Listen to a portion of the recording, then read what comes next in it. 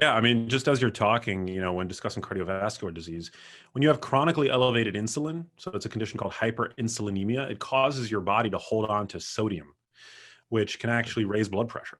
And having chronically elevated blood pressure, hypertension, which is something that many, many adults have. I don't quote me on the statistic. It's very high. It's also starting to emerge in people, at ages way younger than we would expect to see hypertension. Mm. Um, but that's one of the most common modifiable risk factors for dementia. And I use the term modifiable because we know how to basically counteract high blood pressure in our bodies. But when we are eating diets that cause that hormone insulin to stay chronically elevated, it causes your kidneys to hold on to sodium, essentially. And on just one day, 24 hours of a low carbohydrate diet, you cut the amount of insulin secreted by your pancreas in half. So for anybody experiencing chronically elevated levels of insulin, this is worthwhile to know. And so just to do a little primer, insulin is a hormone secreted by your pancreas that causes your muscle cells and your liver to basically suck up glucose that's in the blood. So whenever you eat, and this is totally physiologically normal. So whenever you eat brown rice, or a bagel or anything with carbohydrates in it, even, just regular old table sugar, your pancreas responds sort of like a blunt instrument. It secretes, some of this hormone, and it causes glucose to be taken up by your muscle cells and your liver. And that's totally okay, when used acutely. The problem is today, your average American is sedentary and consumes about 300 grams of carbohydrates every single day. So we live in a state of chronically elevated levels of insulin. Yep. And insulin is not inherently bad, but the problem is that insulin is a very powerful growth hormone. And it's also used in metabolism. It's like it's crucially important in terms of dictating the energy substrate that your body is using as a fuel source. And so when you have chronically elevated levels of insulin, it not only prevents you from using fat as a fuel source, which is, not a trivial point because your brain loves to use fat for fuel. In fact, 60% of the energy that your brain can make has the ability to come from fat. Wow. Wow. Yeah. Okay. Yeah. And we basically prevent our brains from being able to use fat as a fuel source because we're in this state of chronically elevated insulin levels. Okay. And so, the sodium point I think is really important. But, when it comes to vascular health, your brain is fed blood and nutrients, oxygen included, by a network of microvessels. So any sort of outage along that pathway is going to lead to cognitive dysfunction. And in fact, the second most common form of dementia is called vascular dementia. So for anybody with cardiovascular issues, you really want to make sure that you're staying up on that. And we can talk about, the sort of dietary and lifestyle practices that I think can be helpful in that context. Let's stay on there really quick. Just a very simple thing first, then we're going to go kind of deep there. I've heard you say that, carbs are not great, but the idea, if you're going to eat your carbs, not having 6 meals a day and spreading these carbs out all day, but potentially that it's more healthy. Maybe if I'm wrong here, to eat your carbs in a concentrated time period and not spread out throughout the whole day. Yeah. So basically, the thinking there is that, and it depends person to person. So I don't really advocate for a one size fits all dietary paradigm. I think it's different. Athletes are going to have a much higher carbohydrate tolerance than non-athletes, for example. But generally, yes, the research that I've seen and that I cite in my book, Genius Foods, suggests that if you take 100 grams of carbohydrates and you consume those over the course of the day,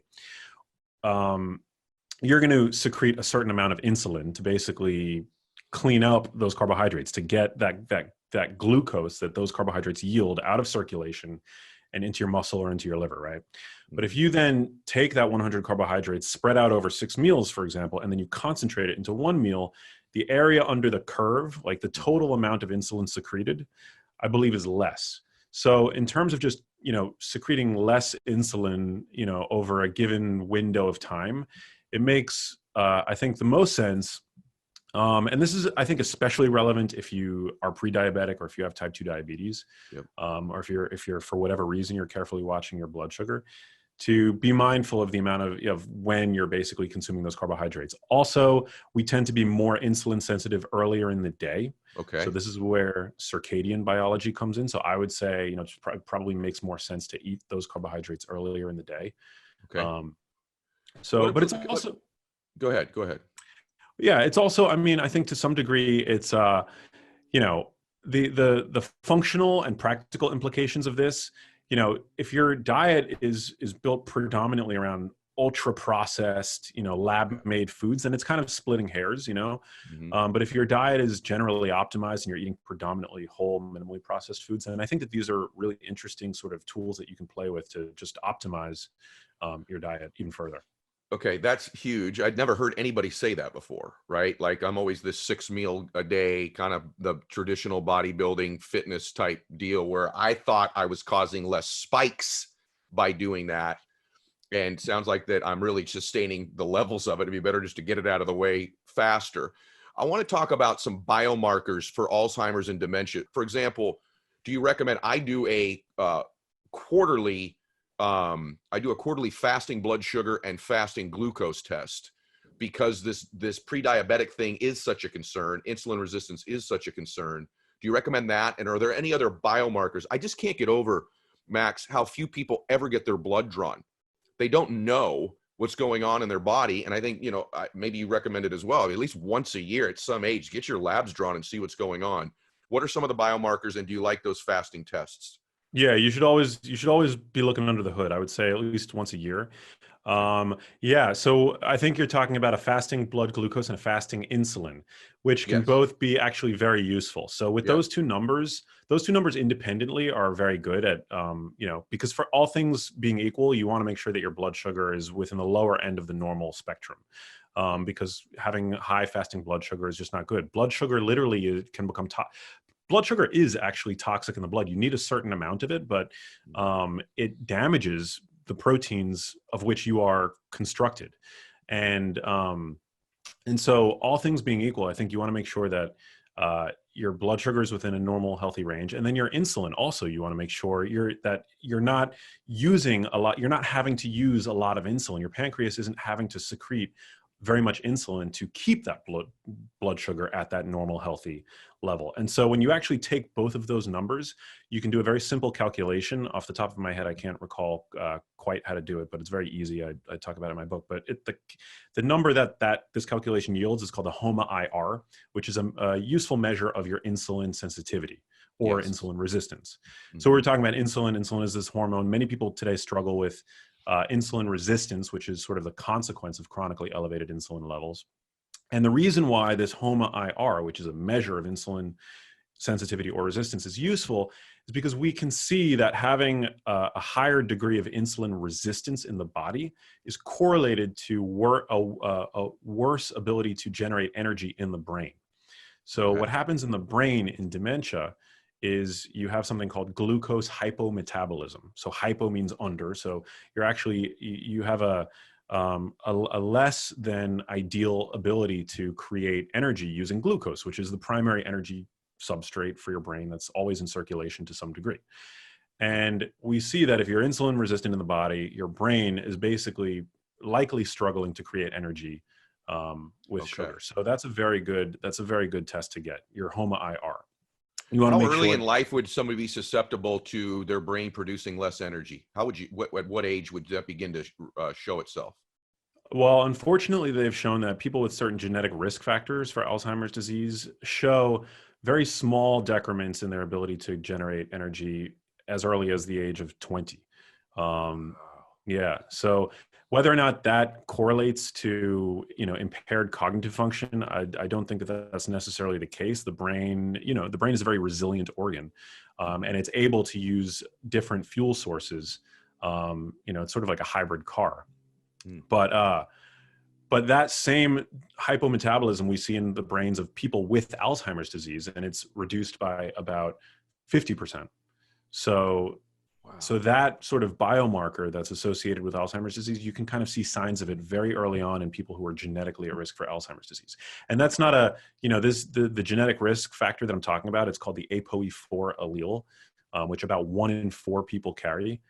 it's not a death sentence to develop Mhm. dementia by any means, but it is interesting that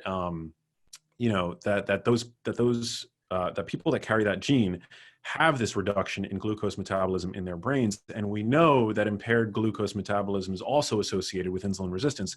So if I happen to be one of those 1 in 4 people that carry that allele, I would be even more diligent about my dietary and lifestyle choices to make sure that I'm staying as insulin sensitive as possible. Okay. So And guys, we're going to get into what Max recommends at some of those diet and lifestyle choices that he knows benefit you. We're going there in a minute, but I just want to stay, Max, with measurables just for a minute, because I cannot get over how many people I meet in their 30s, 40s, and 50s and have not had a lab drawn in 10 years, 15 years. And so I want to talk a little bit about like plaques, amyloid plaques. I've been doing some research about that. I want you to talk about those a little bit, just what they are for most people's edification. And then for me, when I get my labs drawn, I used to get your normal HDL, LDL, tells you very little. I now get the particle size measured on HDLs and on LDL and lipoprotein little a and all these other markers that I'm tested for that I'm convinced not only affect the heart, but also the brain. And here I am acting like I know, but I'm curious as to your recommendations about these plaque buildups. What's amyloid plaque? Why does it matter? And does particle size matter when you're getting your labs drawn? Most people are like, my HDL is 62.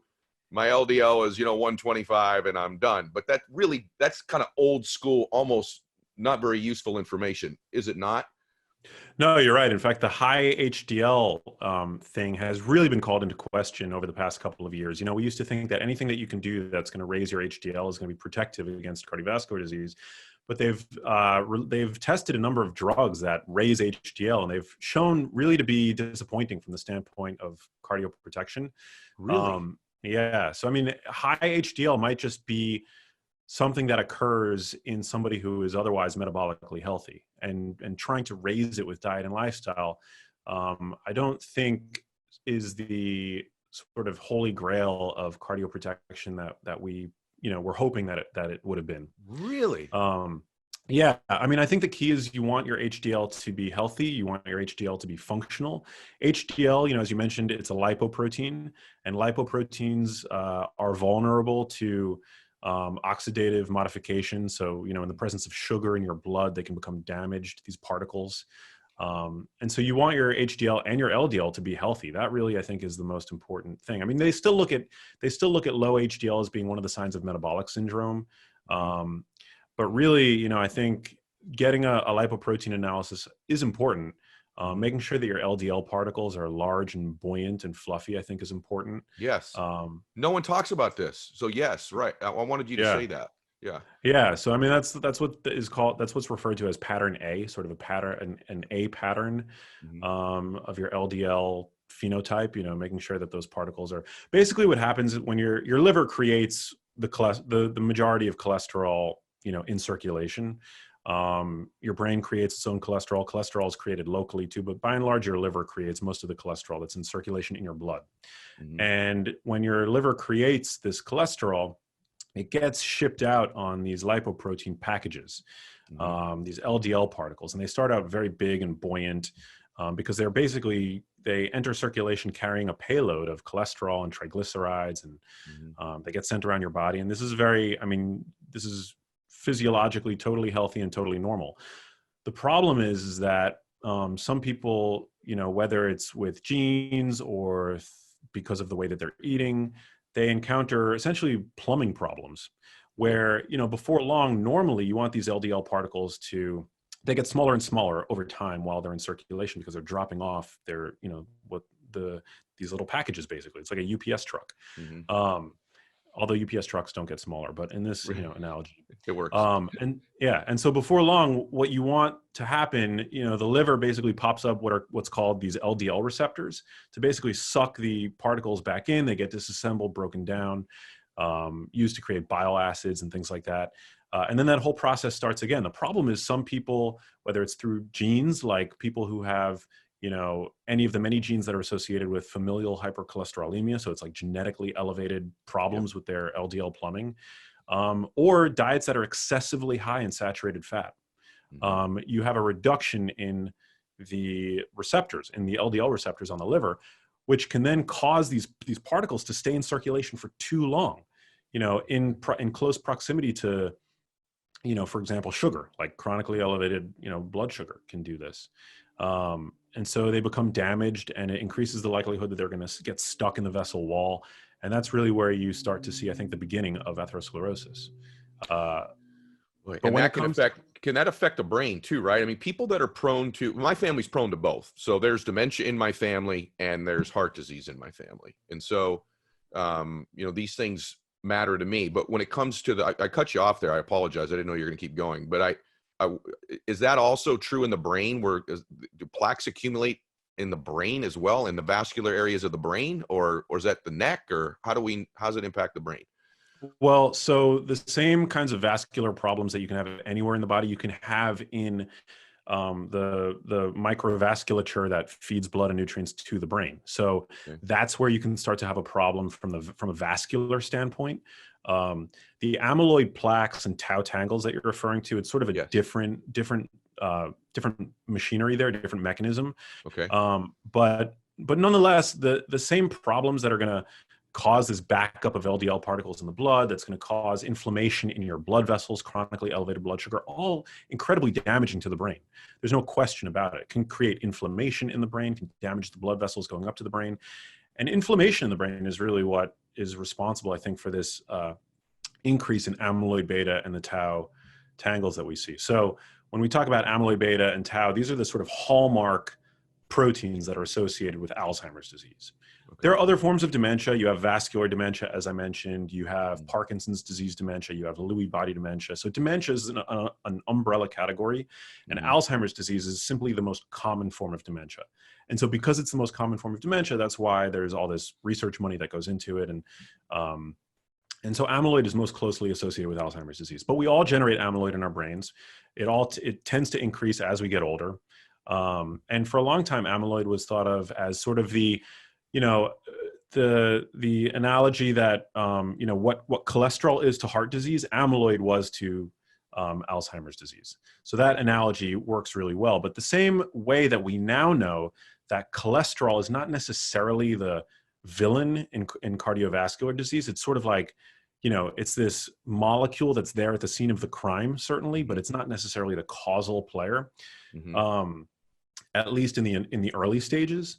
The same thing we're now seeing with amyloid. So amyloid, for the longest time, because you could easily open up the brain of a deceased person who had died from Alzheimer's disease, and you see these plaques and tangles in the brain, it was thought that amyloid beta was the cause of Alzheimer's disease. So what do we have to do to get this amyloid out of the brain? But many, many drug trials later, what we've seen is that drugs that are actually effective at reducing amyloid burden in the brain don't cure the disease. So the question has then become, what are the earliest problems, or the earliest biomarkers that are associated with Alzheimer's disease that we can intervene on earlier to prevent this amyloid buildup in the first place. And we know that, inflammation in the brain, because the brain doesn't really have an immune system the way that the body does, amyloid seems to be responding to neuroinflammation. We also see that sleep is incredibly important when it comes to keeping the brain clean of these plaques. We know over this, just as of a couple of years ago, there's a newly discovered system in the brain called the glymphatic system, which I think many people are starting to become familiar with, that when you sleep, your brain actually flushes cerebrospinal fluid throughout your brain and cleanses it of these proteins that build up over the course of the day. And the thinking is, the more of the protein that there is lingering in your brain, the higher the odds that it can basically clump and form the plaques and tangles that we associate with Alzheimer's disease. So that's where sleep really comes into play as well.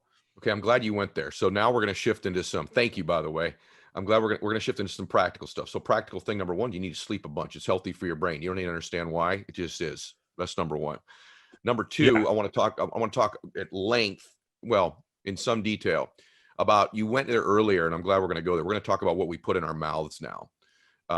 And you said processed foods versus, really healthy, raw, real foods, real meats, real greens, what have you. I eat, like a lot of people, I bet, that listen to the show. If I started to add up how much processed food that I eat in a given day or week. It's pretty scary. I'm talking about protein bars, protein chips, things that I, at least in my mind, I think are healthy because they're getting me protein, low calorie, really quick, tastes pretty good. It's a snack. But I mean, I eat a ton of processed food. Why is that bad compared to eating I don't know what you would call it, real food every single day? Yeah. So, I mean, I think it's important to make the distinction, right? Like processed food sort of has this really negative connotation associated with it, especially these days. But when you cook your food, you're processing it. So it's not necessarily that processing is like this evil thing.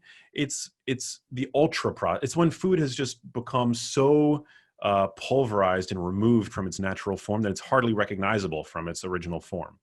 You know, when you take a steak or something or a piece of like raw meat and you cook it in your pan, you're processing it. When you put, you know, whole foods in a blender, you're processing that food. The problem with ultra processing, which is what, you know, the food industry does, is it creates foods that are what food scientists refer to as hyper palatable. It becomes really difficult to moderate your consumption of those foods.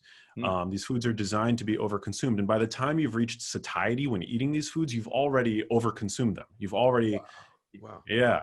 They've shown this actually recently. There was a National Institutes of Health study led by an obesity researcher named Kevin Hall. You can look up the study that found that when people were given an ultra processed diet to consume ad libitum, meaning like you were able to eat whatever you wanted until you reached a point of satiety, they ended up eating a 500 calorie surplus every single day. Wow. When just eating to feel full, which is something that every human being wants to feel, right? When eating food, I mean, it's like it's a privilege and great thing to be able to feel full, and it's something that we all want when we're eating. In the crossover trial, what they then did was that they gave these same subjects access to a minimally processed diet and to the same degree of satiety. So eating also until they were full and satiated. They ended up eating at a calorie deficit of 300, Amazing. 300 something calories. Yeah. So, I mean, that ultra processed food diet, which by the way, today is how most people are eating most of the time. 60% of the calories that we consume today come from ultra processed foods. That right there explains the obesity epidemic. You know, because we're just constantly in proximity to these ultra processed foods where it's really difficult to pump the brakes on them. We end up over consuming them. And the other problem with these foods is that they're minimally nutritious. So not only are we walking around, you know, with ever expanding waistlines, 1 in 2 people by the year 2030 are going to be not just overweight, but obese. And half of us are either type 2 diabetic or pre-diabetic. 90% of us are deficient in at least one essential nutrient. So we're overfed and we're undernourished. And when you put those two features together, that's why you're seeing accelerated aging. You're seeing, you know, I think, just unprecedented rates of cardiovascular disease, of, you know, certain cancers, and of dementia. I mean, because the brain partakes in, you know, whatever's going awry in the body, the brain suffers the consequences of that as well. And these ultra processed foods, is there an ingredient or two that must be avoided? Like, hey, this is really toxic and bad for your body when we're looking at the list of ingredients in something, chemicals in there? Is there one or two that are just no-nos? Well, I love that you asked that question. Really, really getting practical. I think that the kinds of ingredients you really want to watch out for are refined grains. So that's one, and refined grain and seed oils. So refined grains, you know, the wheat flour, the rice flour, the corn flour. I mean, I'm not dogmatic in my approach. Eating a piece of whole corn on the cob is one of my favorite things to eat in the summer. You know, I eat white rice on my sushi. Like, I'm not dogmatic about, like, you know, grains are the devil or anything like that. But in these ultra processed foods, I think refined grains really are problematic. I'll give you another reason why, actually, just because it's interesting. When you eat, say you eat a handful of whole nuts, right? And you look at the calories in, you know, on the back of the nut package or whatever, and you see we'll just say it's 500 calories worth of whole nuts. You're actually only absorbing about 70% of those calories, because, you know, when you chew whole nuts, the particles are too big to be fully digested. It's a whole food. You actually end up pooping out a significant amount of those calories. Wow. When you eat pulverized wheat, corn, rice flour in these ultra processed foods, you're absorbing 100% of those calories. Not only that, so I mean, a calorie is not really a calorie when it comes to nutrition facts labels. Not only that, but those calories get absorbed really rapidly and really high up in the small intestine. So it basically sends your blood sugar through the roof before your body really even has an ability to, you're still eating while your body is like, what do we do with this sudden, influx of sugar, essentially. So I think it's important to avoid foods that are based predominantly on those kinds of grains. Very, very interesting. So a couple of things on going in our mouths again. I've heard you talk about baby broccoli or broccoli sprouts. And this is like, some people think this is splitting hairs, but it's not. I don't understand, like, is it like sulfatine or the NRF2 pathways, whatever the heck it is, but I know a little bit, right? Why is baby broccoli or broccoli sprouts way better than like broccoli in particular? Why eat that? That's a good question. So when you chew broccoli sprouts or any cruciferous vegetable, you basically break apart the cell walls where two chemicals that are kept in isolation in the plants unite in your mouth to create a new compound. And that compound, in the case of cruciferous vegetables, is called sulforaphane. And sulforaphane. Sulforaphane. Okay. Yeah, it's considered an insect, like an insecticide, a natural insecticide that plants create, right? Because plants can't, tooth and nail their way out of being eaten, right? So what they do is they practice chemical warfare. And so they create these compounds that if you were a smaller critter, maybe an insect, a mouse, a mold, the compound would make you sick. And so, when a mouse gnaws on these plants, it creates these compounds. Sulforaphane is just one of them, but there's, the plant kingdom is just full of these like natural defense chemicals.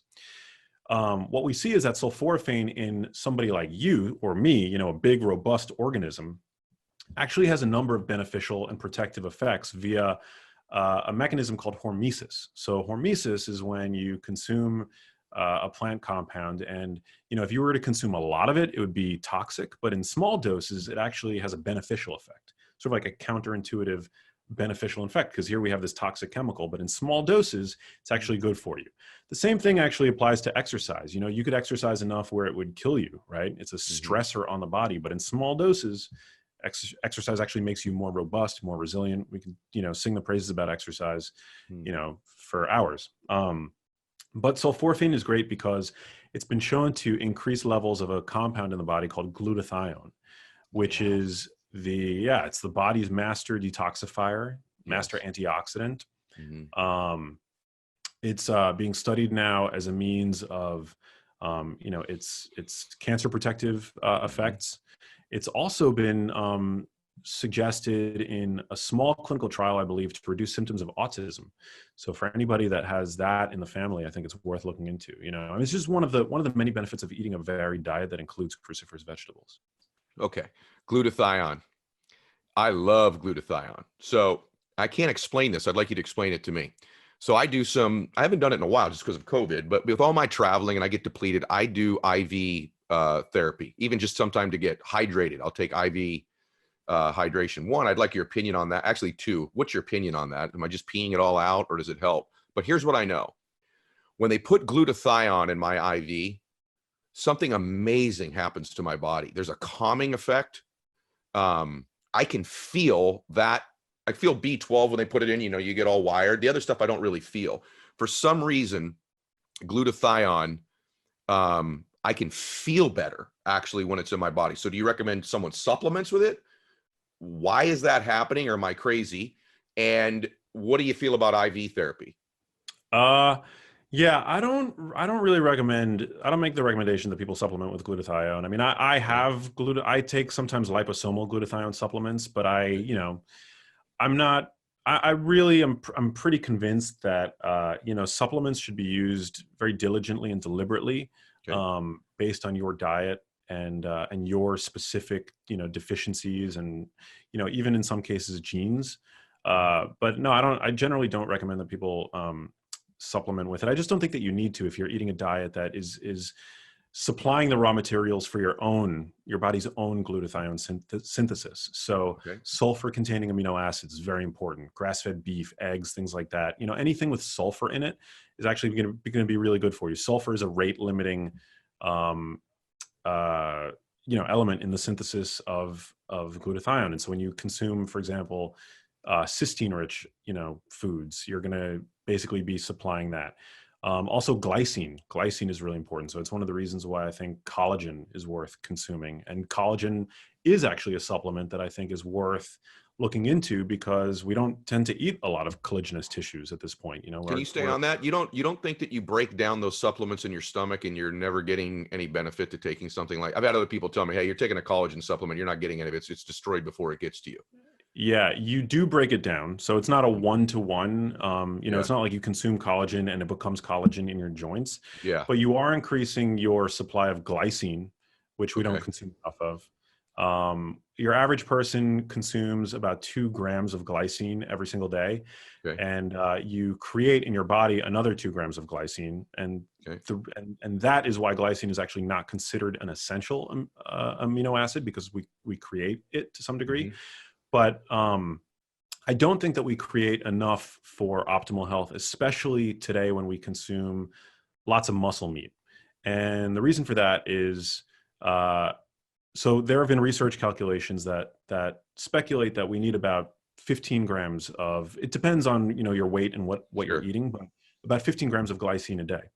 And that our needs for glycine increase with higher consumption of another amino acid, methionine, which is more present in muscle meat. And we use glycine to create collagen. So by not consuming adequate glycine, again, we only ingest about 2 grams of it every single day.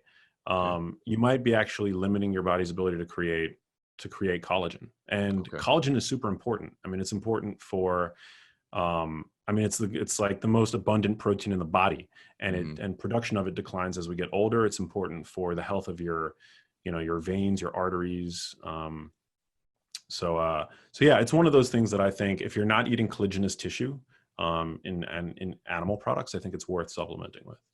Okay. By the way, thank you. I told everybody in the beginning to be like feverishly writing notes. The cool thing about this show is they listen to it in their car, like, all right, well, I'm going to listen to it. I got to go all the way back and get a notepad out and start writing all this stuff down. So I really appreciate it. And for me, I'd say I'm borderline obsessed with my own health, just because there is dementia in my family. I don't know that, frankly, it's so long back. I don't know if it was dementia, a particular form of dementia, Alzheimer's specifically, but it's there, and certainly heart disease as well. And I like that you're telling us some of these markers that we can test for. How do you feel about eating less or less frequently? So intermittent fasting has been a very popular thing. I had Dr. Ian Smith on, who's written a book on it. Or just gaps in between consumption of food. Is there a benefit to the brain to doing that, to the body to doing that, or you don't subscribe to that?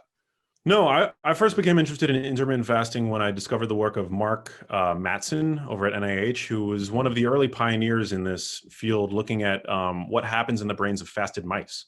And what we see is that when fasted, there's an increase in levels of BDNF, or brain-derived neurotrophic factor, which is a protein that helps ensure the survival of your existing neurons while also promoting the growth of new ones, which is pretty important. That basically right there underlies the characteristic that we call neuroplasticity. So the ability of your brain to change and stay youthful over time as you get older, right? Which is something that we all want. I know a lot of clinicians now who are using fasting as a tool for neuroprotection. At the very least, fasting is going to allow you to spend more time in a low insulin state. So we already talked about insulin. Yeah. And so, its ability to help sensitize you to insulin, I think is potentially very useful.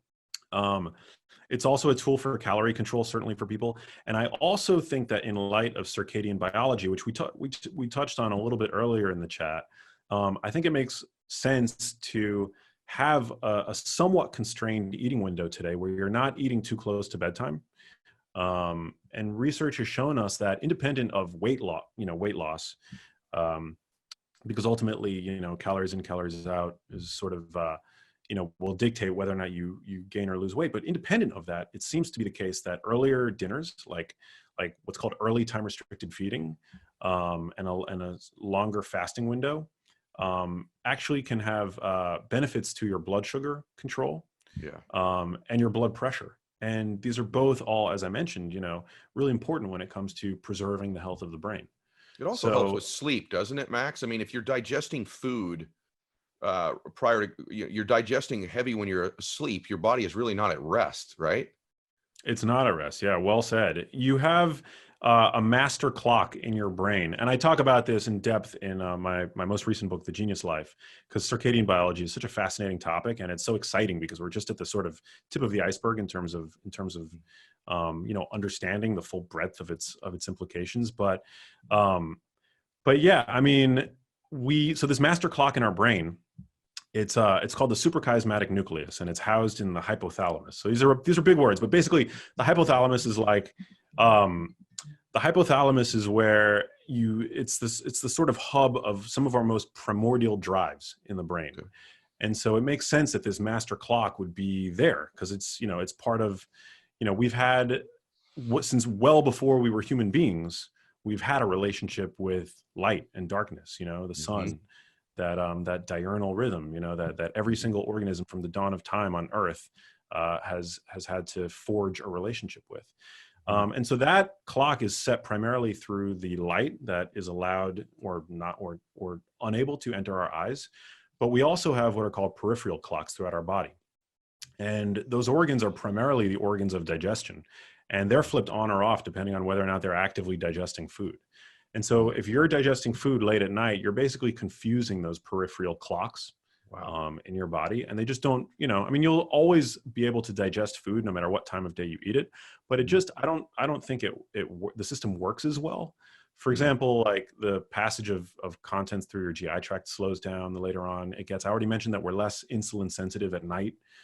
So the machinery responsible for metabolism isn't working as efficiently at night. So I think there are many good arguments to be made as to why you should not eat too late at night. But of course, it's like if it's your favorite thing on earth to eat that cookie like before you go to sleep, or whatever it happens to be, then it's probably not the end of the world, I love that that's how you approach all of this stuff. Okay, some rapid fire stuff on that. So we talk about intermittent fasting, which is like a long window of 12 to 16 hours you're not eating. I think you've made obviously very good points about not eating prior to going to bed. I've been reading a little bit more about, even though it may not be that 12 to 16 hour window, not eating right away upon rising. Even if you can go an hour or two. I mean, I to be honest with you, I get up, boom, I'm eating.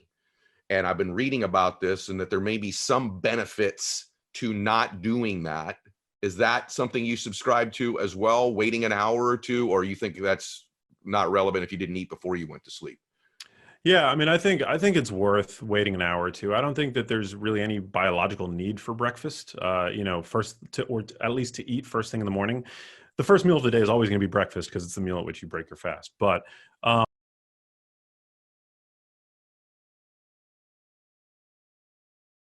fat oxidation is higher in the morning because your insulin is going to be the lowest typically when you first wake up. That's why you do that fasting insulin draw. And so that allows for a perfect opportunity to burn fat, first thing in the morning. And that I think is an important thing, to get your body sort of primed to be a good fat burner. Not eating immediately upon waking, I think is a beneficial strategy. And then if you're able to, what? I just have to laugh. I'm laughing at myself as you're saying that, brother. I'm 49 years old. My whole audience is now going to unsubscribe to me when I admit this to you. Please. We're having this very detailed conversation about nutrition, food, the brain, lipoprotein A, particle size. Do you know that I never knew breakfast meant break your fast? I never knew that. I'm wondering how many people in the car, am I the only grown adult in the world that did not know breakfast meant break your fast? How the hell did I not know that? So if everyone's learn something new every day. If everyone's sitting there going, so Mylett does a whole show on all these fats and stuff, but his breakthrough is breakfast means break your fast. So for those of you that thought some of this was over your head, some of the bigger things aren't over my head, but some of the basic things definitely are. I'm going to ask you a question. You're on Instagram the other day. You showed like 2 salads. One was like just greens, right? and one looked to me like greens with some fats in, and one looked to me like greens with some fats in there also. And the gist was the green one's bad and doesn't do you any good, and this one that has both is better. Why?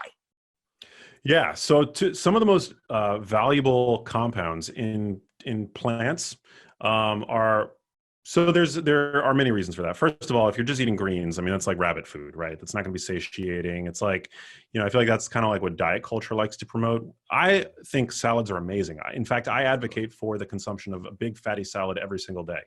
That's one of my sort of hallmark, pieces of advice to people. Research out of Rush University actually tells us that people who eat a large bowl of dark leafy greens every day have brains that perform up to 11 years younger. So right there, that's a good rule to set for yourself. Just eat a big salad every day. It's satiating. You're going to check off many of your nutritional boxes in doing that. Great source of fiber, great source of micronutrients, and always add a protein, right? Like always add, whether it's grass-fed beef, wild salmon, chicken, eggs, whatever. But another really important thing that I talked about in that Instagram post is that some of the most important compounds that are in plants are what are called carotenoids. Carotenoids are just some of the many pigments that you'll see when you look around in the produce section of your local supermarket: the yellows, the oranges, the greens.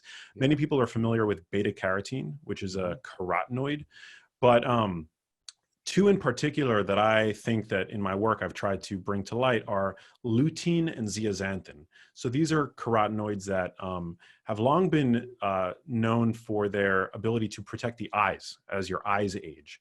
If you look on the back of any sort of eye-focused nutritional supplement, you'll always see lutein and zeaxanthin, because lutein and zeaxanthin, we know, accumulate in the eyes, which your eyes are an extension of your brain. Your eyes actually contain neural tissue. And those two compounds can help prevent age-related macular degeneration. But what we now also know about these two compounds is that they accumulate in the brain. They help your brain work more efficiently. They help your brain work faster. And they're abundant in dark leafy greens like kale, spinach, arugula. The problem is that you need fat to absorb them. So if you're eating a salad with a fat-free dressing on it, which many people, I think continue to do to this day, those compounds are just going right through you. Whereas with the addition of some fat, like extra virgin olive oil or grass-fed beef, you're absorbing all of those very important carotenoid compounds. Wow. So it's just very interesting. You also have those carotenoids in the fat of grass-fed beef and egg yolks, but grass-fed beef and egg yolks are obviously also rich in fat. So they're like perfect foods when it comes to the brain. But kale, dark leafy greens, they need a little extra boost. They need that additional fat source. Otherwise, some of the most beneficial compounds in those plants basically just pass right through you. Man, so good. See, that's why Max is Max right there. A couple more things, and then we'll talk about the Genius Life really quick. I want to ask you about saunas. I've been using them lately. Didn't know why I was doing them. Then I'm researching you, and it's like he talks about saunas. What's the benefit to, if any, to a regular sauna on a weekly basis?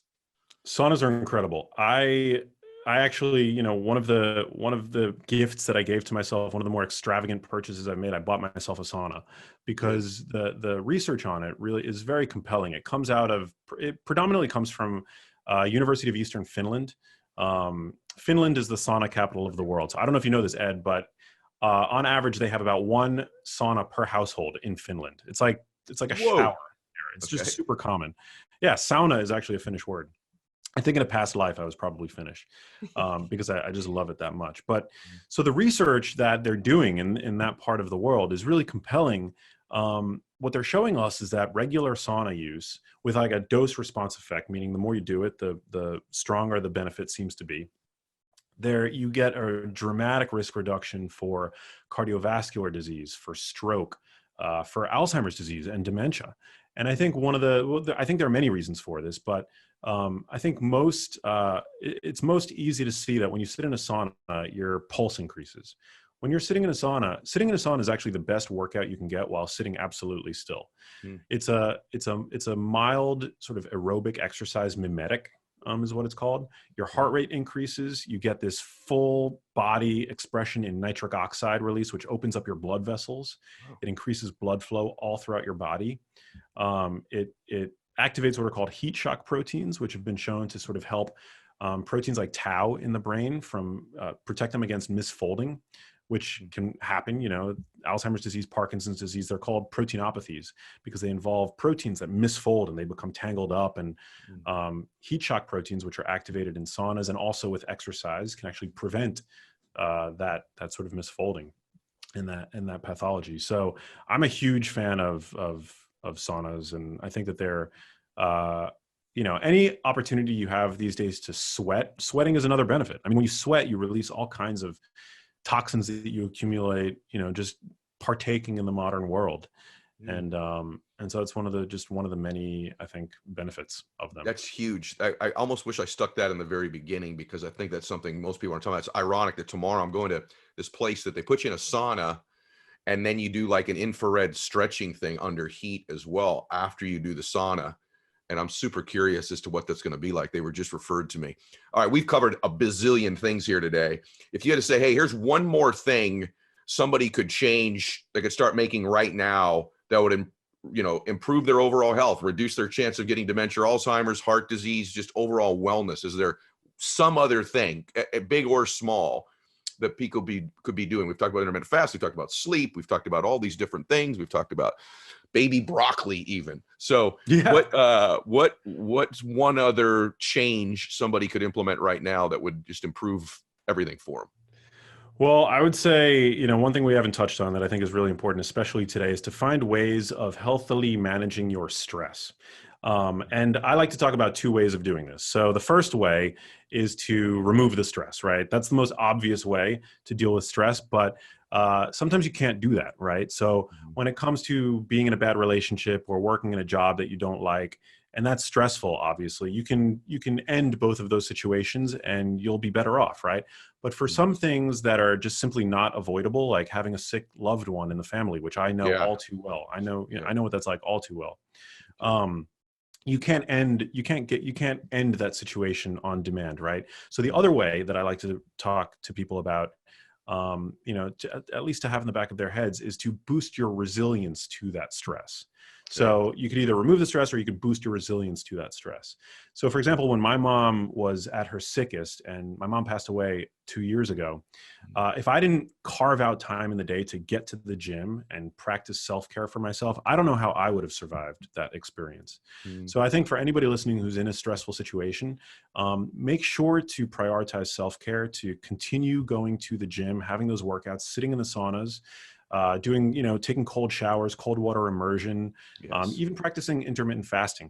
What happens when we do any of these things, it's called cross adaptation. There's a spillover effect where the adaptation that we basically cause our bodies to basically undergo when we sit in these when we endure these acute stressors, that spillover effect makes us more robust and more resilient in other areas of our lives. So psychological stress, we're actually better able to deal with psychological stress when we become more physically robust. And so I think, today we live in stressful times, and, there's this, in the wellness world, sometimes we like to, or not me, but, there's a lot of like, just get rid of the stress, sometimes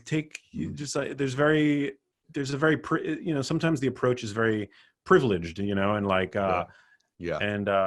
and not realizing, not sort of being mindful of the fact that some people have like life situations that they can't just opt out of, Yeah, right. Exactly.